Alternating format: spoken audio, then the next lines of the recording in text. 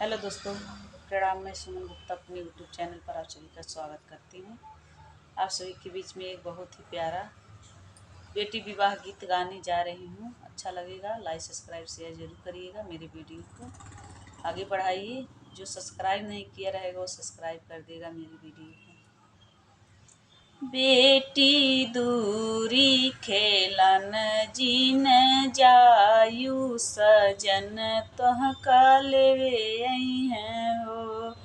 बेटी दूरी खेलन जीन जायु सजन तोहका लेवे हैं हो।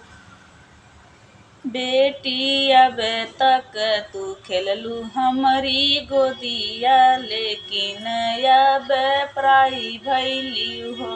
बेटी अब तक खेललू हमारी गोदिया, लेकिन अब पराई भैली हो।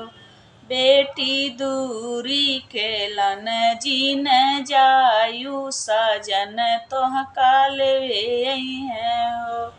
पापा मैं तो खेलन तोहरी गोदिया, सजन कैसे ले जइहें हो। पापा मैं तो खेलन तोहरे गोदिया, सजन कैसे ले जइहें हो। बेटी अब तक खेललू हमारी गोदिया, लेकिन अब पराई भैलू हो। बेटी अब तक खेललू हमारी गोदिया, लेकिन अब पराई भैलू हो।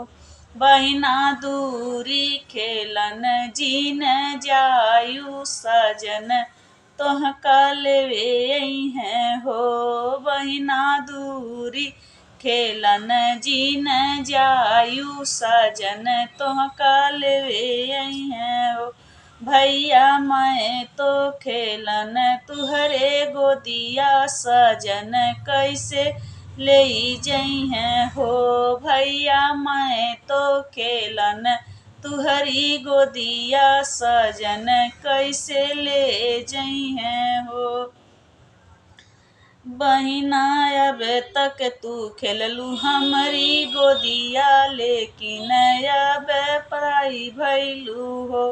बहिना अब तक तू खेललू हमारी गोदिया, लेकिन अब पराई भैली हो। भैया मैं तो खेलन तुहरी गोदिया, सजन कैसे ले जइहें हो। प्लीज़ मेरा गाना अच्छा लगे तो लाइक सब्सक्राइब शेयर जरूर करिएगा। मेरी वीडियो को आगे बढ़ाइएगा।